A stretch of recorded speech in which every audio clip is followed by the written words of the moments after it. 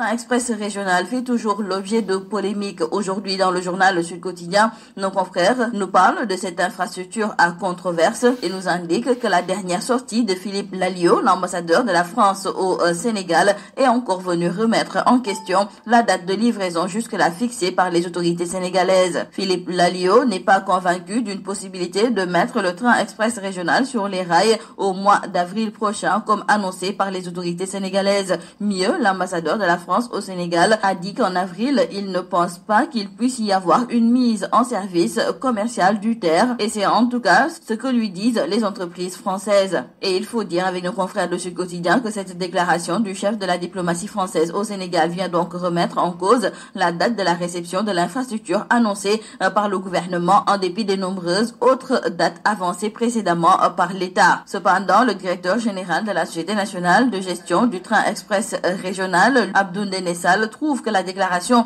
de l'ambassadeur de la France est conforme à la position des autorités sénégalaises sur la date de livraison du TER. Pour Abdou Ndéné Sall, il n'y a pas de contradiction. Le président Macky Sall a toujours dit que le TER va fonctionner lorsque les travaux seront terminés. Que le 4 avril, il y aura des tests qui vont se dérouler sur 2 ou 3 mois et si tous les tests sont concluants, ils vont donner l'autorisation de mise à niveau commercial. Épidémie du coronavirus en Chine, déjà 1000 morts enregistrés. Ici au Sénégal, nos confrères du quotidien Le Soleil nous parlent du dispositif mis en place par les autorités car le Sénégal a son système 4S, à savoir la surveillance sentinelle syndromique au Sénégal. Et il faut aussi signaler avec nos confrères que l'Institut Pasteur de Dakar a reçu mandat de l'OMS pour réaliser les tests de confirmation des cas du coronavirus de tous les pays de l'Afrique de l'Ouest. Et c'est ce que révèle son administrateur, le docteur Amadou Sall, qui a également indiqué que ses équipes travaillent pour mettre au point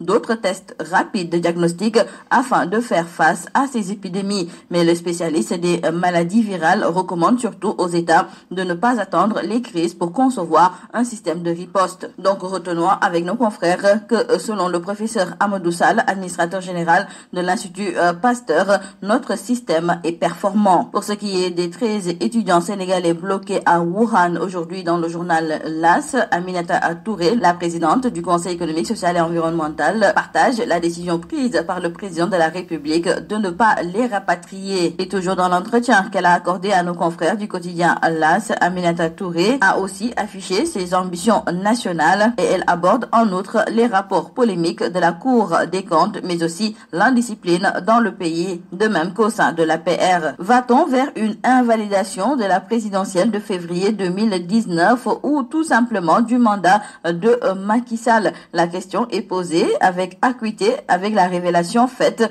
par l'avocat Maître Abdoulaye Tine qui avait déposé un recours auprès de la CEDEAO. Dans le journal Tribune, nos confrères nous rapportent les propos de Maître Abdoulaye Tine, par ailleurs président de l'Union social-démocrate, qui déclare que l'État du Sénégal est convoqué par la Cour de justice de la CEDEAO avec son agent judiciaire. Il doit venir comparaître le 4 mars 2020 à 10h à Abuja. Et nos confrères nous rappellent que la formation politique de Maître Abdoulaye Tine avait effectivement déposé un recours pour demander à la Cour de constater l'illégalité de la loi sur le parrainage qui violait la loi sur le pacte civil et politique et qui viole également les principes élémentaires du droit, à savoir la sécurité juridique et la prévisibilité des solutions. Et en parlant d'élections aujourd'hui dans le journal Le Témoin, nos confrères nous rappellent qu'il y a 8 ans, le candidat Macky Sall a démarré sa campagne électorale. Dans le journal Enquête, nos confrères nous relaient les complaintes des travailleurs des BTP qui rencontrent d'énormes difficultés. Et nos confrères nous indiquent qu'au-delà des licenciements tout azimut,